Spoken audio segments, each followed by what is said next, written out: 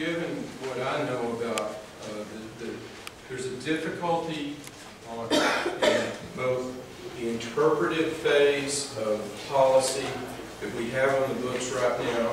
There's a difficulty in terms of enforcement, and that's one of the reasons why we're where we are. If we had better clarity, better enforcement, then possibly some of these scarred areas that we're showing pictures of, those things would not have taken place. But so because of the vagueness of what we have, that's what we're trying to do. Tighten it up, make it clear, make it fair, but absolutely make it clear so on the front end, you know what you're getting into if you buy property because of the way it is situated in relationship to a steep slope or a ridge top.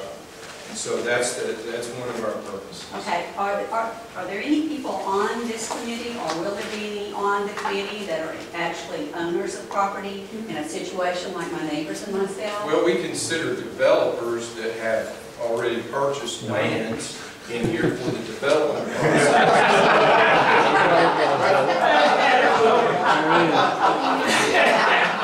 All your developers has done so far, Tony, is come in and tear up and leave. I don't have the same value. No. We have, on the task force, we do have some developers. Some of them have developed and have faced situations where they've had steep property, where they've tried to, that they've had to deal with. So, But no homeowners have been spoken to except at these meetings, which is what they're for. Nobody would like seating the dog there. That are caught in the middle. well, we The do. little guy. Well, we do have some neighborhood representatives on the task force as well. From any Any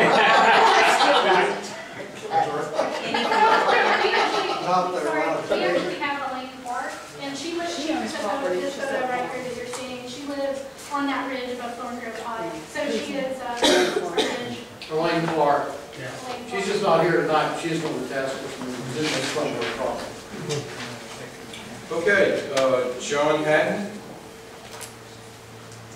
I'm John Hatton, belong to, I guess, 60% of you in here speaking.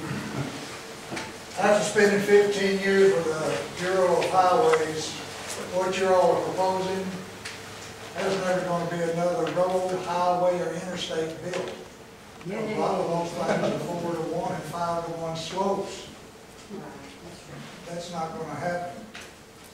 I am glad to see a film and a discussion tonight, because according to the paper, according to you, this was supposed to be whether a man can carry a gun who is trained and be able to do it or not.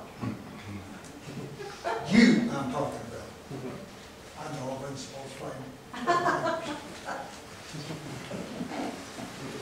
Well, there we go. All right. Bill Shipman. I'm Bill Shipman. I live up on Copeland Road. My wife and I have about 45 acres, and it is on steep hillside. And this is a wonderful. Stand over here if you don't want to stand. This is a wonderful opportunity to address some issues that have concerned my wife and I, and that is steep slope development. And we really don't want to develop our property. We want to keep it like it is. We have a single residence on it. It's all forest. It's too steep to do anything, but yet the taxes keep going up on it, and we're not going to have any choice but to sell it at one point in time for development. So if y'all are going to make some proposals like this, please take into consideration taxes. That's a very important issue.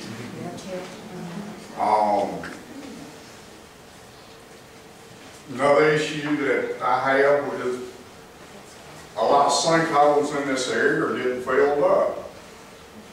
That's a source of spring water. I don't object to people putting dirt, trees in it, but it does stop them up. Most of the ridges around here are limestone, and they're the filtration system of all the spring water.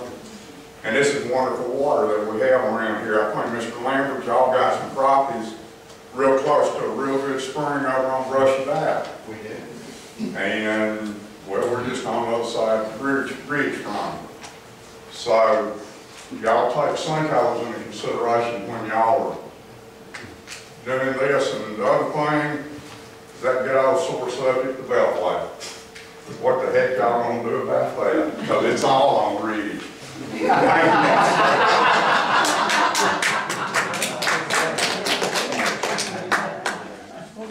I'm going to leave that last one to Tennessee Department of Transportation.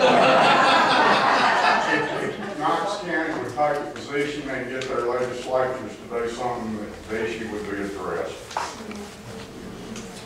Okay, Lonnie Harris.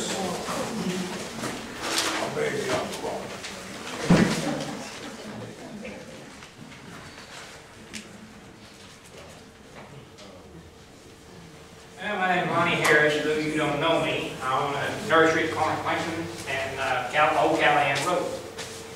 I went to the first meeting that we had, and Tony and Greg were at each other's throat. I understand that's normal for them. And I decided to say something about the development. I was talking about Dennis and Pam and some other people coming down the road. I said they're a little different to me because mine is probably going to go commercial, given where it is. And Joe immediately chimed in. He said, how is it zoned now? I said, it's zoned agricultural. Now, I took this as a veiled threat. I don't know how you all were taking it. He turned around and he said, well, you're not assured of any kind of rezoning. Now, I got nothing but commercial around me. I'm right on the corner. And I took that as somebody saying, you keep your mouth shut or we'll see to it you don't get any kind of zoning at all and you're stuck with the rest of your life.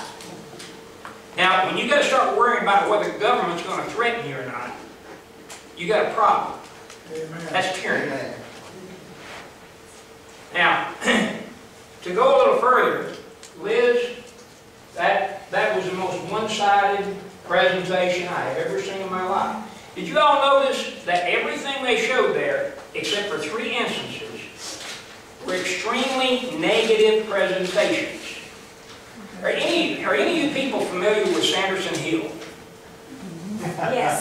Know how steep it is? Yes. You ever seen a fire truck have a problem going across that? Absolutely not. I lived there when I was a kid. Yeah.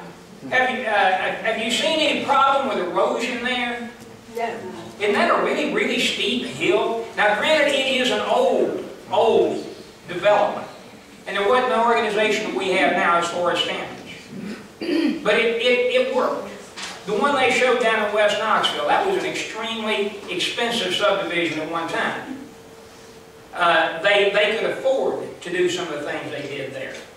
You know, poor people can't afford to do some of the things that we're asking for here. You start taking, one or two things are going to happen. You're either going to take away from the value of the property so somebody can put only 2 houses per acre, or you're going to have somebody with a lot of money buying the property. One of the two. It's more likely you're going to have to take less money for it. That's what we're really talking about here. What we're talking about is property rights. And when does someone else's or their right to view something become more important than your right to maximize your profit on it? You got about 30 seconds.